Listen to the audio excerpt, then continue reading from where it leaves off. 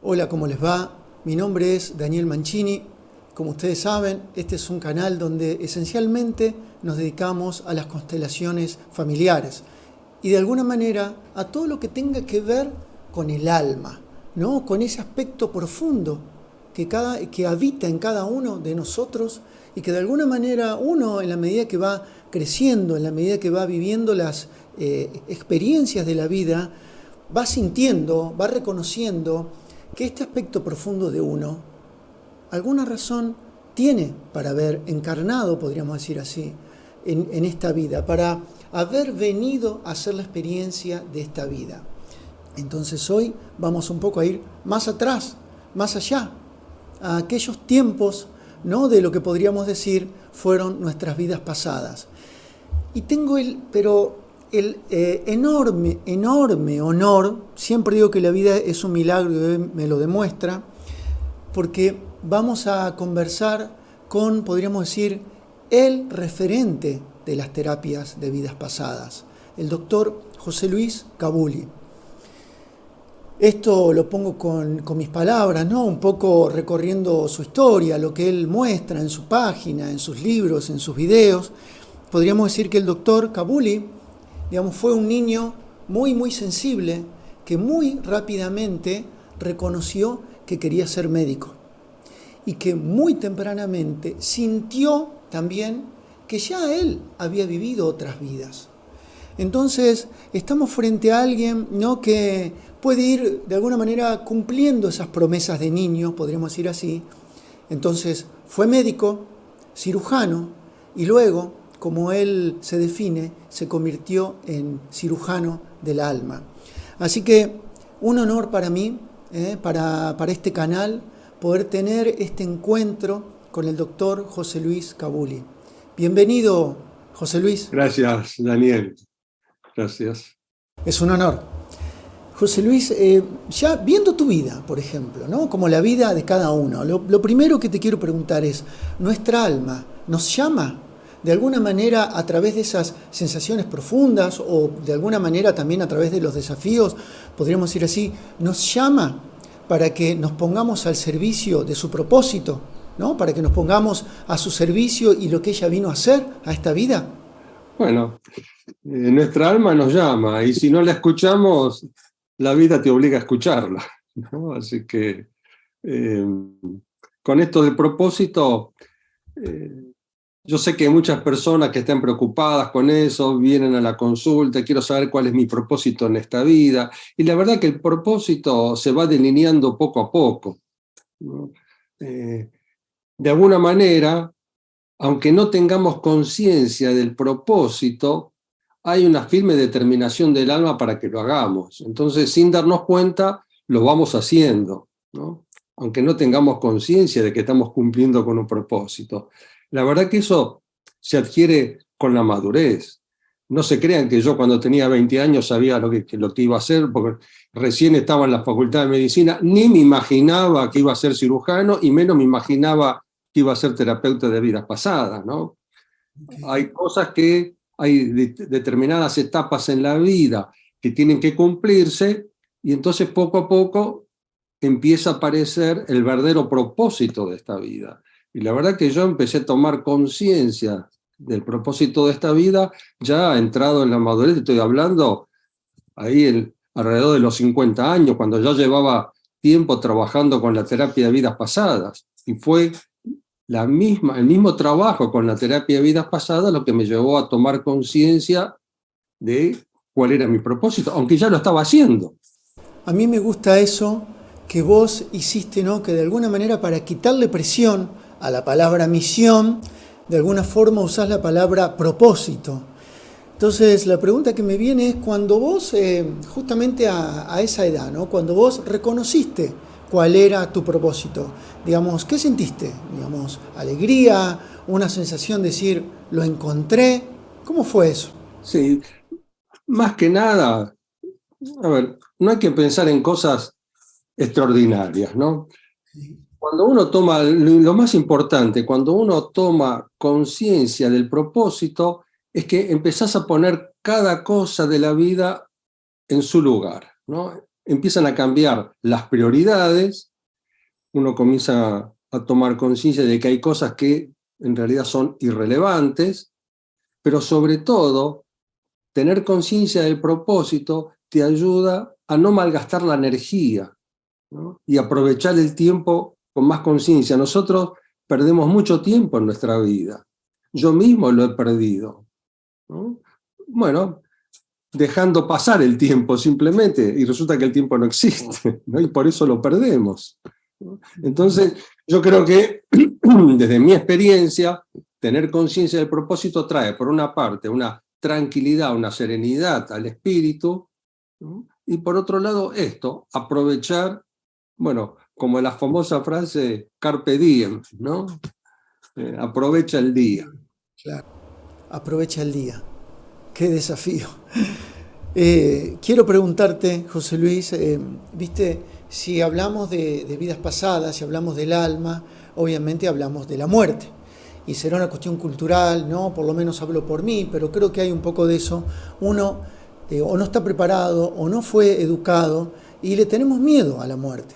Ahora, escuchamos de esta terapia de vidas pasadas, ¿no? Uno lo siente, podríamos decir así, en el corazón, en la propia alma, y podríamos decir que estamos frente a una buena nueva, ¿no? Porque un poco la vida no se termina y nuestra alma no solo continúa, sino que tiene la conciencia de esta vida y también la conciencia de otras vidas. Entonces, ¿cómo sería un poco todo esto? Bueno, es así. Vos mencionaste varios conceptos, ¿no es cierto? Lo primero, el tema de la muerte, yo creo que es fundamental. Lo que pasa es que vivimos en una cultura, ¿no?, donde arrastramos desde hace siglos, ¿no?, este culto del miedo a la muerte, ¿no? Y lo que tenemos que saber que la muerte no es un castigo, no es una tragedia, está implícita en el nacimiento, es parte de la vida. Y bueno, justamente el trabajo con la terapia de vidas pasadas es que nos lleva a entender qué es esto de la muerte, porque cuando una persona en regresión revive una muerte en una vida pasada y experimenta cómo sale del cuerpo y sigue viviendo, ¿no?, entonces ya te empieza a cambiar todo eso, ¿no? Como me decía una vez un hombre trabajando con la terapia que no tenía la menor idea del mundo espiritual, ¿no? Y lo que me dice después del trabajo, me dice así: descubrí que hay una realidad más valiosa y trascendente más allá de lo que vivimos cada día, ¿no?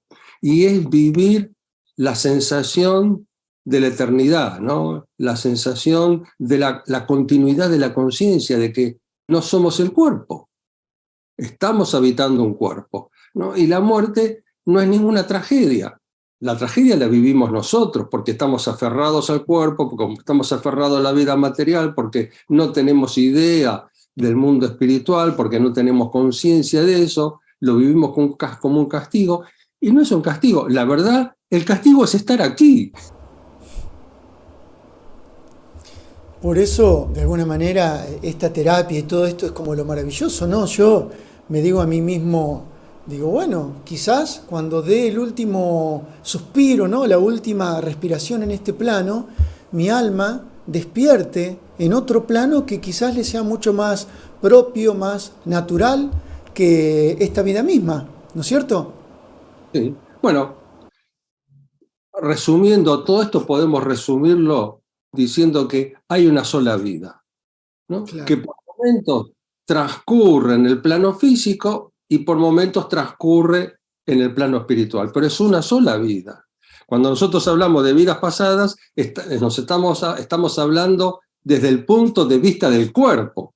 Claro. Se murió, ese cuerpo, y entonces decimos eso fue una vida pasada, pero para el alma no es una vida pasada, es una experiencia. Una experiencia, no se escuchó bien ahí, como si fuera una experiencia más para el alma, como si fuera que el alma tiene, digamos, cada vida fuera un sueño del alma, ¿no? Una vida con muchos sueños. Ahora, Te pregunto, José Luis, vos que has hecho tanta experiencia con tantas personas, con tantas almas, ¿no? Que has escuchado tanto, eh, digamos, y hablando de esto, ¿no? Del camino grande del alma, teniendo todas las experiencias de todas las vidas, ¿llegaste a alguna conclusión de cuál es el fin del alma? De alguna manera, ¿para qué el alma hace todas estas encarnaciones? Y es muy difícil decir eso, pero para explicar eso, a mí me gusta una anécdota del hinduismo, y bueno, la he contado muchas veces, pero la voy a contar una vez más porque tiene que ver con esto. Resulta que estaba el creador, Brahma, ¿no? habiendo hecho la creación, y de pronto estaba ahí con toda la creación y se sentía aburrido. Entonces, ¿qué hace? Crea a Maya, la ilusión, y le dice: Maya, estoy muy aburrido, quiero que inventes un juego para mí. Y entonces Maya le dice: bueno, muy bien, yo tengo un juego. El juego consiste en que te voy a dividir en infinitos fragmentos y te voy a desparramar por toda la creación, ¿no?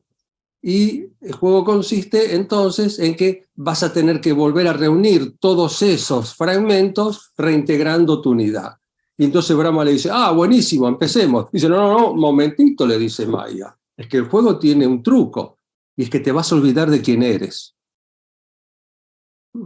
Entonces, bueno, aquí estamos perdidos, deambulando de una vida para otra, tratando de reconocernos a nosotros mismos, tratando de reconocer que vos sos una forma de mí, otra forma de mí, y que yo soy otra forma de ti, y que tenemos que volver ahí, volver a encontrarnos, reconocernos, reconducirnos hacia la unidad, ¿no? Claro. Volver a la fuente, ¿no? Esta mirada filosófica no dual, podríamos decir así, de la India, que uno pone fácil en palabras, pero que son conceptos, conocimientos que nos pueden hacer explotar la razón, ¿no es cierto? Porque está mucho más allá de lo que nosotros podríamos razonar. Ahora, te pregunto, José Luis, por lo que me doy cuenta, ¿no? Lo que es propiamente tu trabajo, cuando las personas llegamos a hacer una terapia de vidas pasadas, no es que llegamos con estas cuestiones filosóficas, sino que sobre todo vamos con lo que nos duele hoy en el día a día, que guarda relación con la historia, podríamos decir así, de nuestra propia alma, ¿no es cierto? Eso es lo interesante, porque las personas cuando vienen a trabajar, cuando vienen a la consulta, vienen a sanar su dolor, sea el que sea lo que sea, ¿no? Porque el dolor puede ser angustia, miedo, fobia, pánico, ira, culpa o conflictos vinculares. Pero lo interesante es que ese síntoma finalmente es la excusa para encontrarse con el alma, ¿no? Y esto es lo interesante, que a través del trabajo con las vidas pasadas empezamos a descubrir quiénes somos en realidad, no quién fui, sino quién soy, porque yo soy la suma de todos los personajes que interpreté, pero sigo siendo siempre el mismo. Entonces, este es una de las consecuencias extraordinarias que tiene el trabajo con las vidas pasadas. De pronto empezar a descubrir cuál es nuestra verdadera esencia, encontrar el sentido de lo que vivimos, el sentido de para qué estamos aquí. Claro que no todas las personas llegan a ese nivel, porque para muchas personas, bueno, será suficiente con sanar el miedo, la angustia o la fobia, ¿no? Y se quedan ahí. Bueno, pero ahí a mí me ha pasado. Yo me he dicho a mí mismo, yo salí para sanar un dolor y me encontré con Dios. Quiero decir, algo tan pasmoso, ¿no? Que uno va, como lo que estamos hablando, ¿no? Una terapia por alguna cuestión más cotidiana, material, y de golpe como que se corre un velo y uno dice: pará, yo estaba de antes, voy a estar después, hay algo trascendente que me habita. Entonces, digamos, toda la vida de uno se resignifica en la propia toma de conciencia. Es como, digamos, si verdaderamente uno, a ver, Yo entiendo que uno, a la mente, en la parte donde razonamos, eso nos cuesta mucho y queremos, por decirlo así, mantener la cordura. Pero si uno cae en la cuenta de verdaderamente de lo que está sucediendo, uno dice, ya está, esto tiene que ser un antes y un después en mi vida. Porque yo vine para sanar un dolor cotidiano y me encontré con mi alma. Y me encontré que era un ser absolutamente trascendente. Lo que pasa es que la vida moderna tiene muchas distracciones que desvían nuestra atención, ¿no es cierto?, de nuestra esencia, ¿no? Cuando estás conectado con todos los medios, ¿no?, como estamos nosotros ahora, pero con un fin positivo, pero te pasas todo el día conectado con aparatos, te desconectas de tu alma. Es inevitable eso. Y la vida moderna trae eso, ¿no? O sea que uno, digamos que vivimos en el ego, ¿no? Y que muchas veces uno supone que vivimos a lo mejor en los tiempos más avanzados de la humanidad por toda la tecnología que tenemos. Y quizás si volvemos a esta mirada de India, como decíamos antes, quizás estamos en una era muy oscura, ¿no? El Kali Yuga.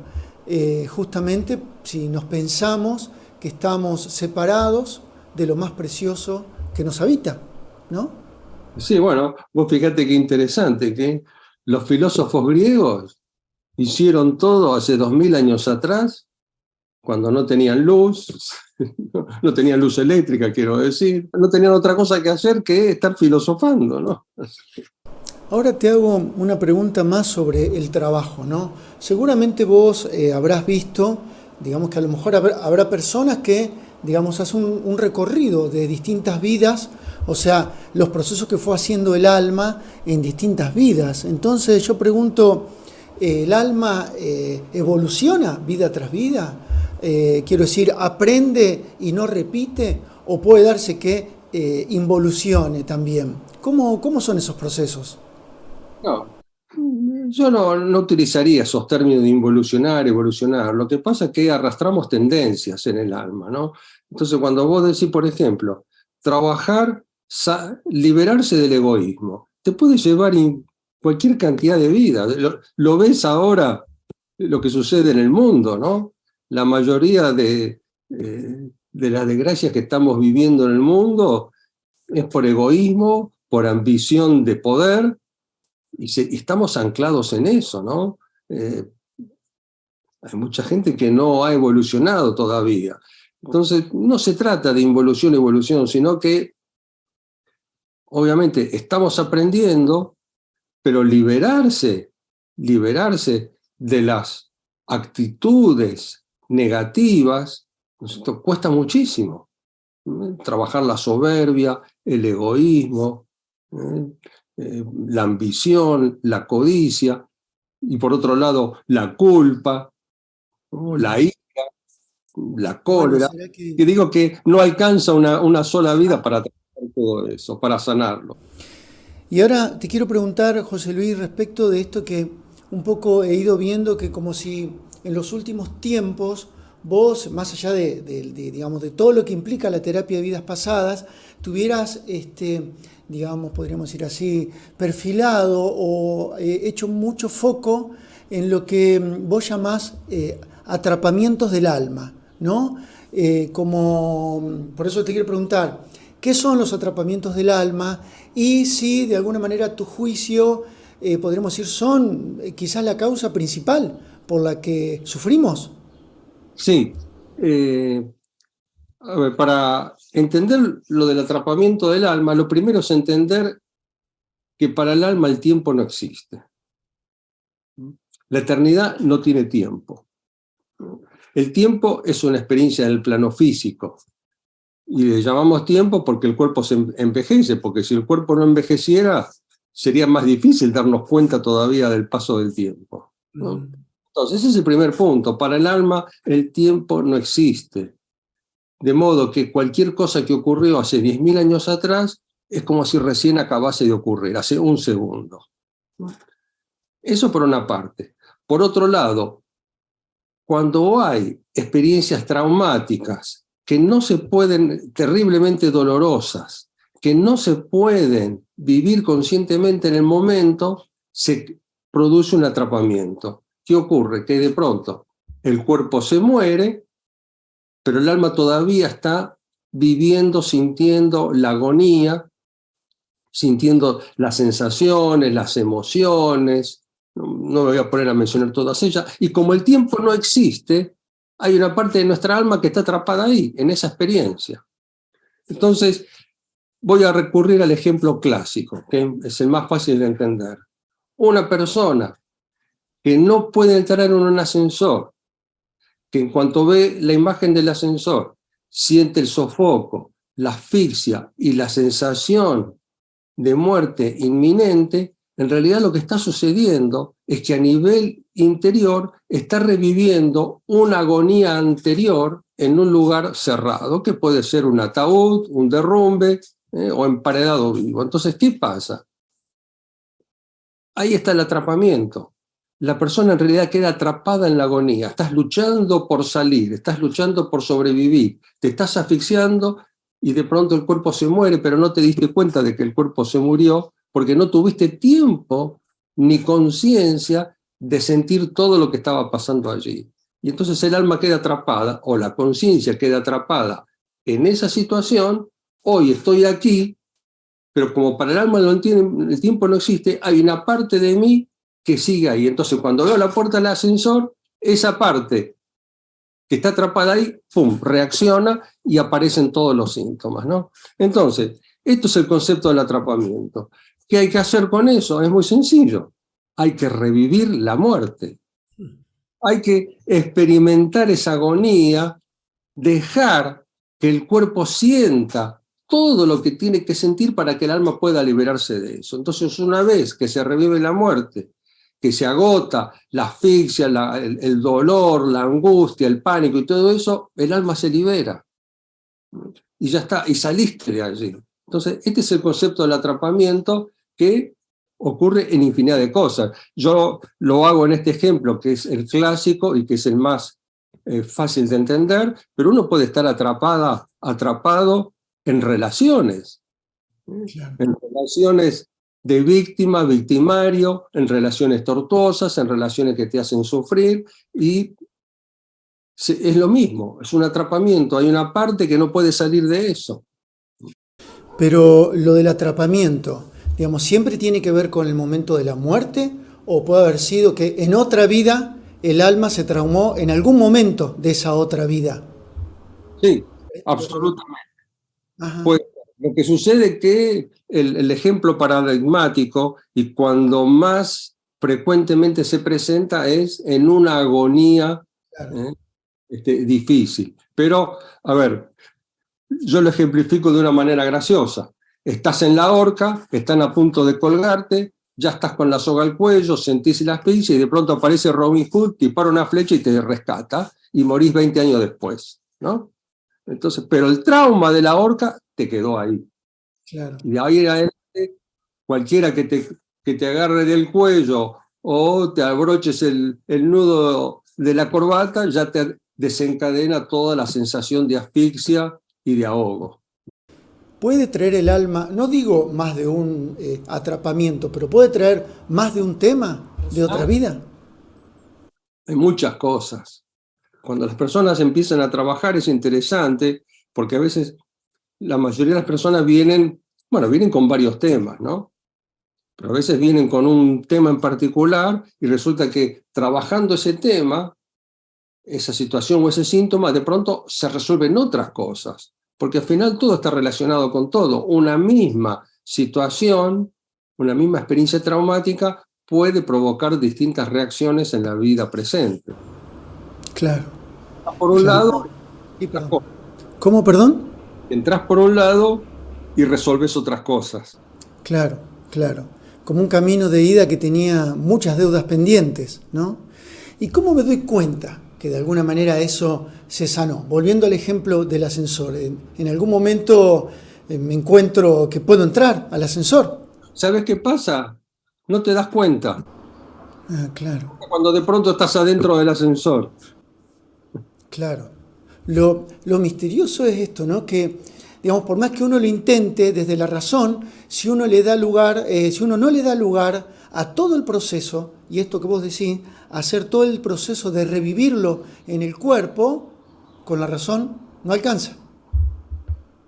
Bueno, sí, justamente acabas de mencionar una cosa, ¿no? Cuanto más difícil sea comprender una cosa y buscar una explicación, más probabilidades hay de que ello tenga un origen en una experiencia pasada. Interesante. Porque si esto no es entendible, si no hay razón para esto, no hay ningún antecedente, no hay nada que motive esta reacción, ¿no? Cuanto más extemporánea sea una reacción emocional, más probable es que se deba a un hecho de vida pasada o, como mínimo, de la vida intrauterina, porque eso también puede ser, ¿eh? ¿Y estas vidas intrauterinas también tienen relación con las vidas pasadas? Absolutamente, sí. En particular el nacimiento. Ahora, José Luis, te pregunto, ¿no? Porque, viste, un poco parece que solo hablamos de lo negativo, de lo que cargamos de las vidas pasadas, pero, por ejemplo, una profesión como médico, como si fuera tu caso, ¿no? O como médico yo, como con las terapias que hago, que intento un poco que las personas conecten con lo mejor que tienen para esta vida.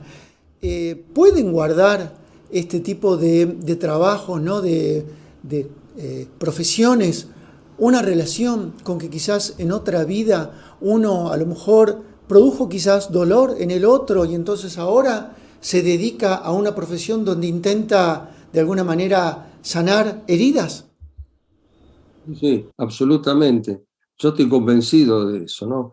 Cuando entras en el campo de la salud, sea lo que sea que estés haciendo, no importa lo que sea que estés haciendo, pero cuando entras en el campo de la salud, desde cualquier profesión, o desde el punto de vista como terapeuta, sea la técnica que utilices, estás reparando cosas del pasado. Y esto es lo interesante, es que la energía, el universo, como quieras llamarlo, la providencia, te está dando la oportunidad de hacer un acto de servicio, de reparar tus acciones negativas del pasado y de tener la posibilidad de tener una buena vida.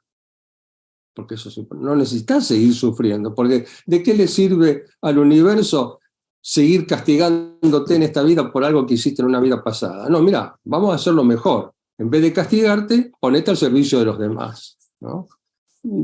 Ahí está la oportunidad del alma, reparando, sanando, ¿no? Y al mismo tiempo evolucionando.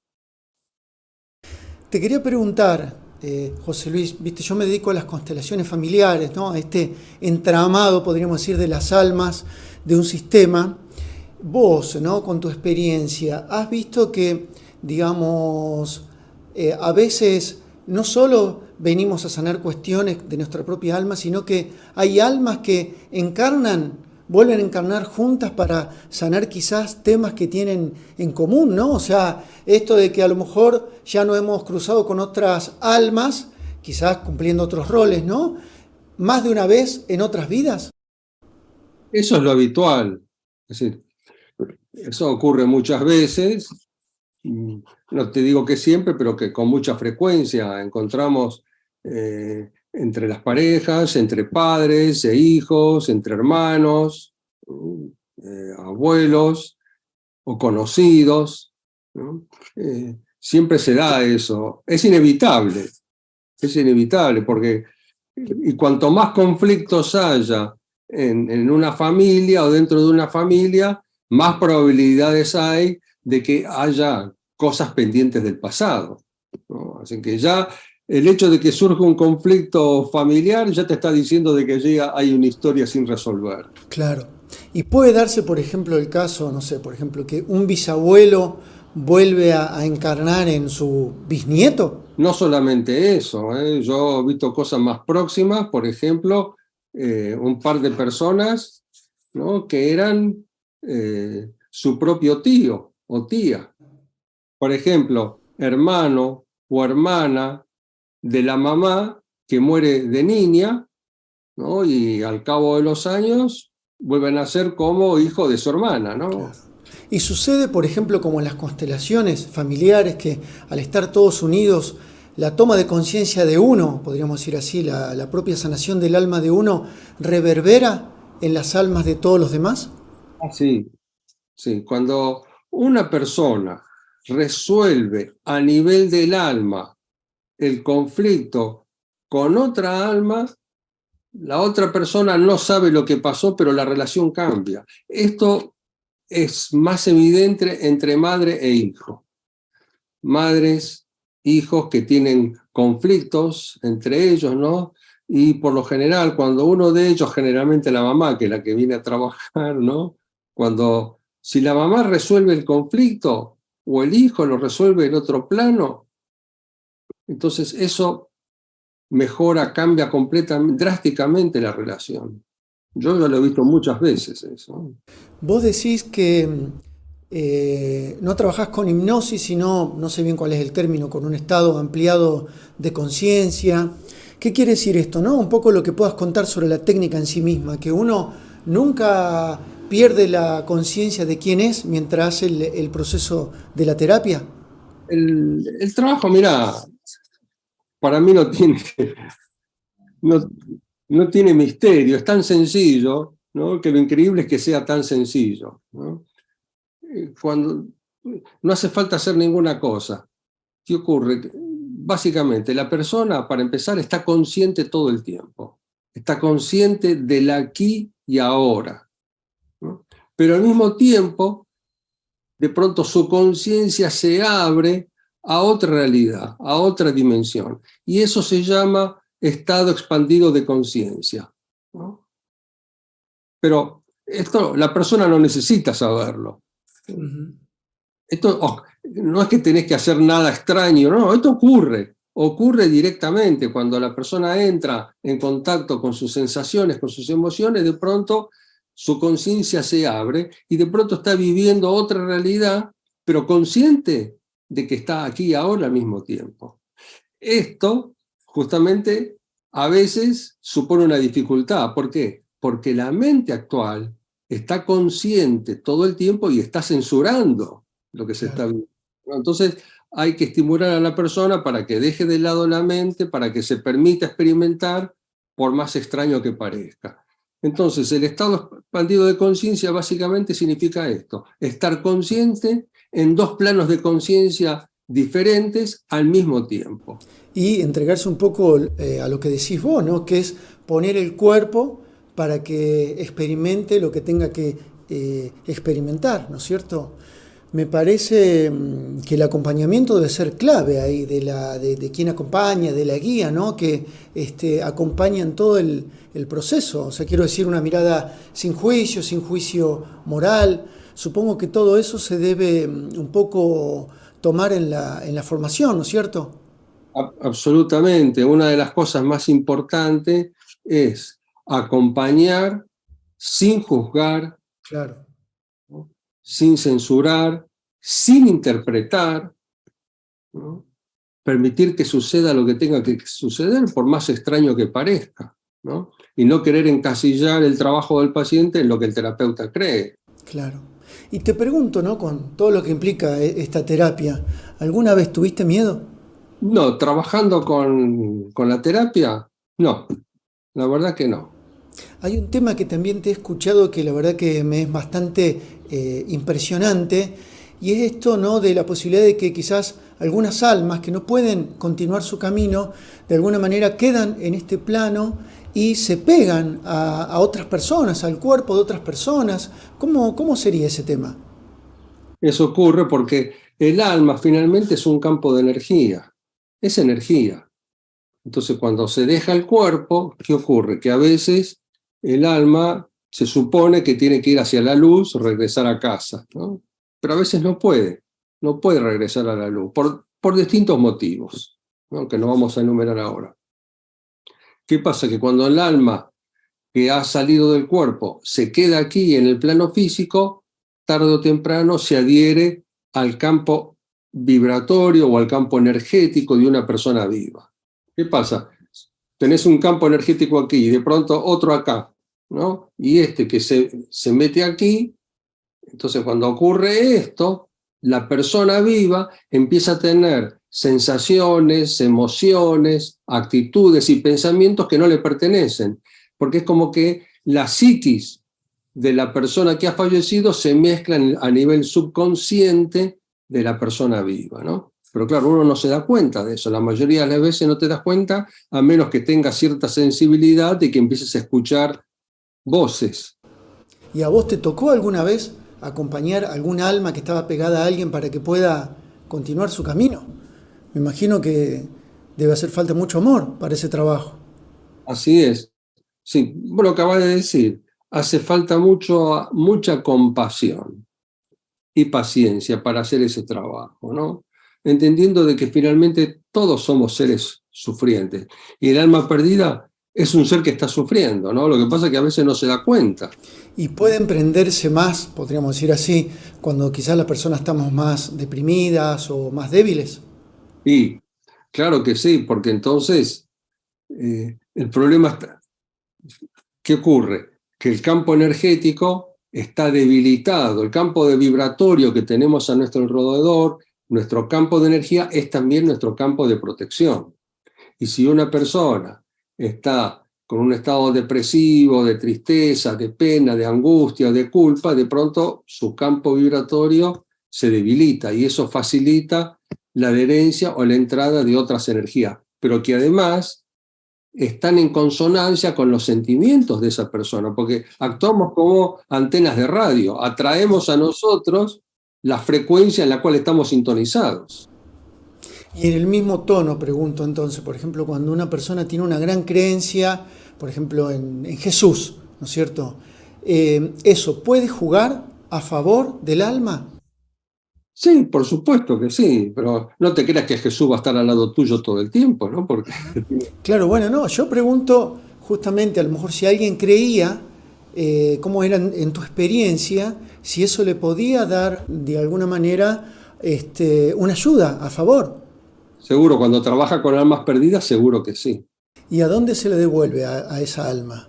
No, a una conciencia mayor, a algo más grande. ¿A dónde se la devuelve? A la luz, no A la tenés que luz. llegar y ya lo vienen a buscar de la luz. Qué maravilla, lo más grande. Y respecto de la terapia en sí, cuando a lo mejor los casos no son tan duros como esos, ¿no? Y es una terapia simple, entre comillas, podríamos decir así. ¿Hay un número, una cantidad de sesiones que uno tiene que tomar? ¿Es una sesión única? ¿Son muchas? ¿Cómo se trabaja eso?